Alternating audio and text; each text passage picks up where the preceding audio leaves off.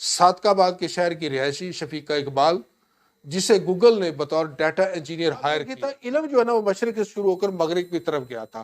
یہ امریکہ، آسٹریلیا، یہ ممالک کی بات میں اعلان ہوا کہ آج آپ کا سب سے بڑا دشمن مر گیا. بسم اللہ الرحمن الرحیم. میرے چینل کے معزز سامعینوں، اللہ کے نبی کا فرمان ہے کہ اللہ جس شخص کا بھلا چاہتا ہے اس پر اس کا باطل آشکار کر دیتا ہے. آپ کیا کچھ کرتے ہیں آپ کو پتہ چل رہا ہے، یہ اس کے کرم کی دلیل ہے.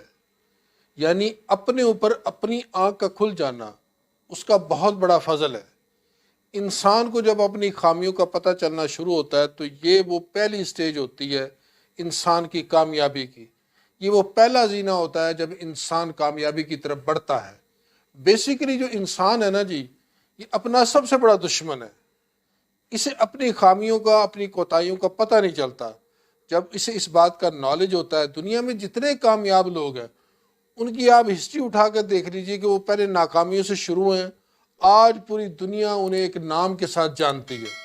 اسی طرح ایک کمپنی میں اعلان ہوا کہ آج آپ کا سب سے بڑا دشمن مر گیا. کمپنی میں کام کرنے والے سارے سٹاف نے ایک دم کان کھڑے کیے. چند ہی لمحوں کے بعد دوسرا اعلان ہوا کہ آپ کی اس دشمن کی لاش فلاں جگہ فلاں کمرے میں پڑی ہے، جس نے دیکھنی ہے وہاں پہنچ جائے. سارے اسی طرح دوڑ کے لپکے وہاں گئے. ایک کمرے کے اندر اسی طرح ایک چارپائی پڑی تھی جس پر ایک میت کو رکھا جاتا، اسی سٹائل میں ایک چادر پڑی تھی.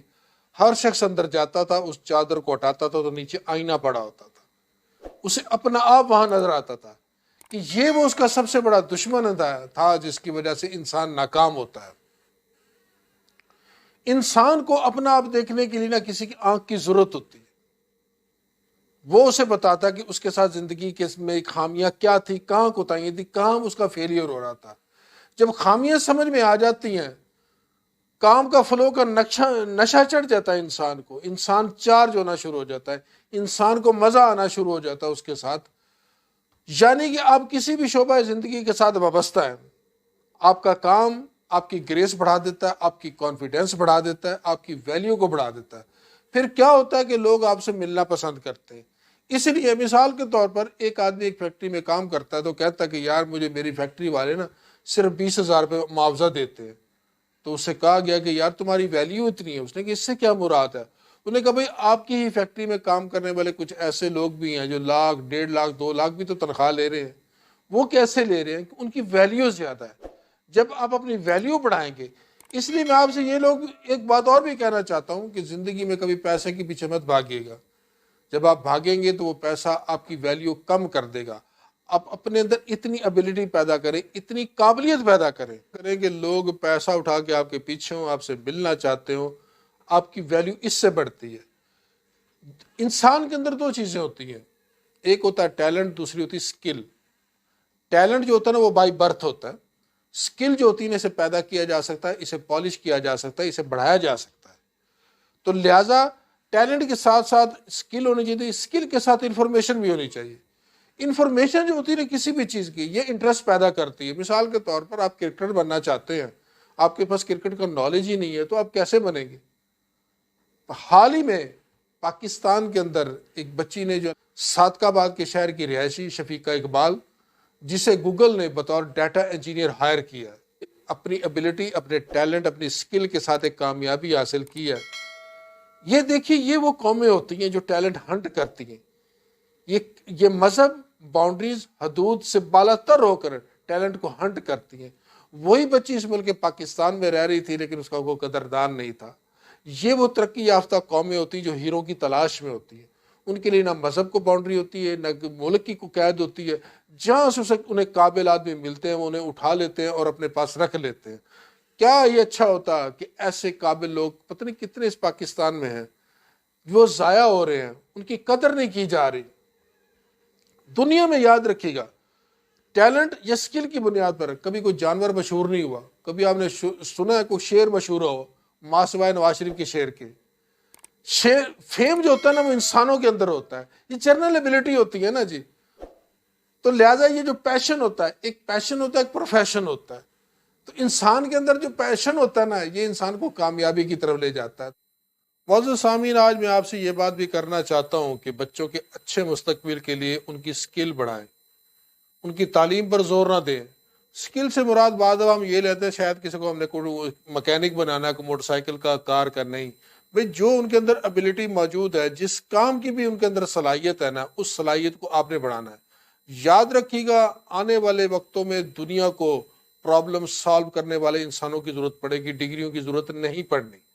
معزز سامعین، میرے جیسے لوگ، ہماری ایج کے لوگ جو 40 سے 50 کے درمیان ہوتے ہیں، ہم مڈ ایج سے اوپر جا رہے ہوتے ہیں۔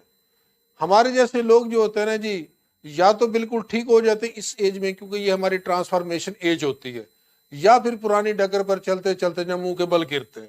میڈیکل سائنس یہ کہتی ہے کہ اس صورتحال میں اور کچھ نہیں، نہ ہمیں 2-3 بیماری تو لگ چکی ہوتی ہیں، بلڈ پریشر ہو جاتا ہے، شوگر ہو جاتی ہے، انگزائٹی ہو جاتی ہے۔ اور جو بندہ کہتے ہیں کہ اگر آپ کا نظریہ ٹھیک نہیں ہے نا تو بندہ جلدی مر جاتا ہے، تو اس لیے اچھے نظریات کے ساتھ زندگی گزاریں گے تو لمبی زندگی جی جائیں گے۔ میرا یہ ماننا ہے کہ اگر آپ کے اندر کوئی ٹیلنٹ ہے، کوئی سکل ہے، تو پھر آپ کو اپنے ملک کے نقشے پر نمایاں نظر آنا چاہیے۔ اس ٹیلنٹ، اس خوبی کے ساتھ آپ کی ابیلٹی جو ہے شو ہونی چاہیے۔ جیسے میں پہلے ذکر کر چکا ہوں شفیقہ اقبال کا، کہ صادق آباد کے ایک چھوٹے سے شہر کے رہنے والی بچی نے اپنا ٹیلنٹ جو ہے نا پوری دنیا میں منوا لیا۔ تو لہٰذا آپ بھی کچھ ایسے کام ضرور کر جائیے۔ زندگی مختصر سی ہے۔ زندگی اگر ماضی کے پچھتاووں میں، مستقبل کے خوف میں اگر آپ زندگی گزاریں گے نا، تو یقین مانی پھر آپ کچھ بھی نہیں کر سکتے۔ یہ جتنا بھی میں نے آج لیکچر دیا، جتنی ویڈیو آپ کو ریکارڈ کروائی ہے، میرا مقصد صرف اتنا تھا کہ آپ لوگ اپنے ٹیلنٹ کو اور سکل کو، انفارمیشن کو اکٹھا کیجئے، اس کے مطابق کوئی پازیٹیو کام کیجئے، کوئی ایسا مثالی کام کریے کہ آپ بھی اپنے ملک کے نقشے پر واضح طور پر نظر آئیں۔ اور خاص طور پر میں اپنے ملک کے نوجوانوں سے کہنا چاہتا ہوں کہ نوجوانوں، اپنی ابیلٹی کو ضرور شو کرنا۔ قدرت جو ہے نا بزدل انسانوں کا ساتھ نہیں دیتی، تقدیر بھی بہادر بندوں کا ساتھ دیتی ہے۔ جس فیلڈ میں آپ ٹیکنالوجی میں، علم میں ہے، کھیل میں، جس میدان کے اندر بھی ہے نا، جی جان کے ساتھ اور پوری محنت کے ساتھ کیجئے۔ وہ رب کائنات اتنا بڑا عادل ہے کہ کسی ایک بندے کی نیکی کا اجر ضائع نہیں کرتا، کسی کا ایک عمل بھی ضائع نہیں کرتا۔ دنیا میں جتنی کائنات میں جتنی قومیں کامیاب ہوئی ہیں نا جی، آج ہم ان کی بدعمالیاں تو دیکھتے ہیں۔ وہاں رہنے والی عورتوں کی سکرٹ تو آپ کو نظر آتے ہیں، لیکن یورپ میں جتنی انہوں نے کامیابی حاصل کی، ٹیکنالوجی کے میدان میں، علم کے میدان میں، کھیل کے میدان میں، جون سا بھی فیلڈ انہوں نے اڈاپٹ کیا نا، انہوں نے ایک نامور لوگ پیدا کر کے دکھائے ہیں۔ ہمارے ملک پاکستان میں بھی بہت سارا ٹیلنٹ ہے۔ ایسا نہیں ہے کہ میرے ملک کا نوجوان کو نکما یا نکھٹو، ایسا نہیں ہے۔ یہاں بھی بڑا ٹیلنٹ پڑا، لیکن انہیں سپورٹ کرنے والے لوگ نہیں ہیں۔ ایسا نظام نہیں ہے، ایسا سسٹم نہیں ہے جو انہیں بوسٹ اپ کرے۔ تو لہٰذا میں اس ملک کے حکمرانوں سے بھی کہتا ہوں کہ ایسی اپرچونٹی کریٹ کیجیے۔ اپنے ملک کے جو نامور، جو دانشمند لوگ ہیں نا جی، انہیں اوپر لے کے آئیے۔